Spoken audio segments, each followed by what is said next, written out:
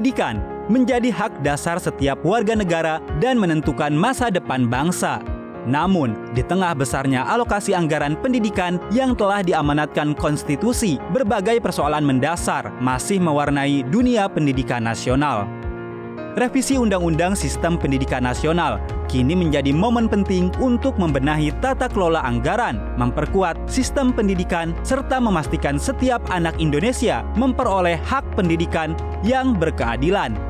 Amanat konstitusi mewajibkan negara mengalokasikan 20% APBN dan APBD untuk pendidikan.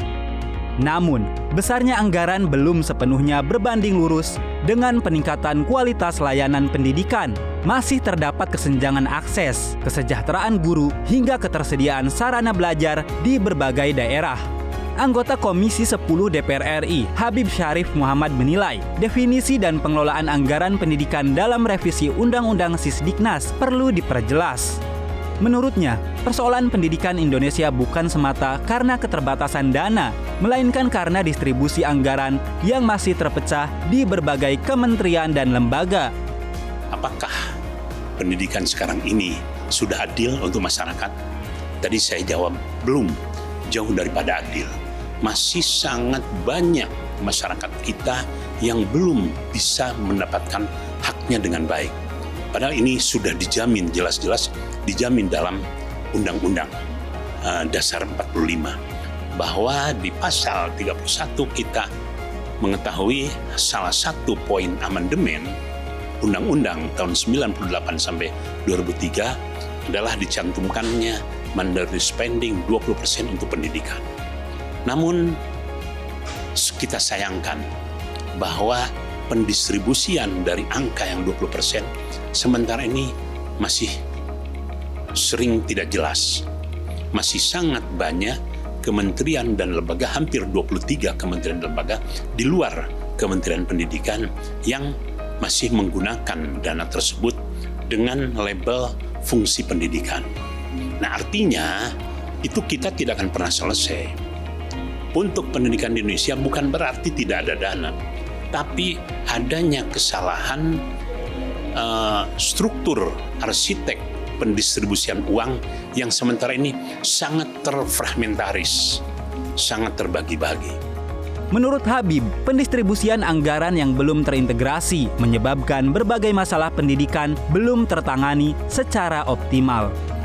Mulai dari rendahnya kesejahteraan guru, keterbatasan layanan di wilayah tertinggal, terdepan, dan terluar, hingga perbedaan kebijakan dalam sistem penerimaan murid baru di berbagai daerah. Di sisi lain, Komisi 10 DPR RI terus mematangkan substansi RUU Sisdiknas melalui penyerapan aspirasi dari berbagai pemangku kepentingan pendidikan. Penyusunan RUU ini diarahkan menggunakan pendekatan kodifikasi, yaitu mengintegrasikan 3 undang-undang yang selama ini menjadi landasan sistem pendidikan nasional. Untuk menjaring sebanyak mungkin masukan dari berbagai pihak, masukan dari para pemangku pendidikan, masukan dari para pelaku pendidikan. Nah, tentu saja kita berharap Undang-Undang Sisdiknas yang akan kita rumuskan adalah undang-undang yang mempunyai daya pakai yang jauh. Tidak hanya untuk 10-20 tahun, tetapi ya mudah-mudahan untuk 30-40 tahun. Melalui pendekatan tersebut, DPR berharap RUU Sisdiknas tidak hanya menyatukan berbagai regulasi, tetapi juga menjadi landasan kebijakan pendidikan yang lebih adaptif terhadap perkembangan zaman. Sistem pendidikan diharapkan mampu menjawab tantangan pembangunan sumber daya manusia sekaligus menyerap generasi Indonesia Emas 2045. Revisi Undang-Undang Sisdiknas menjadi peluang besar untuk membangun sistem pendidikan nasional yang lebih berkeadilan dan berkelanjutan. Tak hanya memastikan besarnya anggaran, tetapi juga menjamin setiap rupiah benar-benar memberikan manfaat bagi peserta didik, meningkatkan kesejahteraan guru, serta memperkuat kualitas sumber daya manusia Indonesia di masa depan.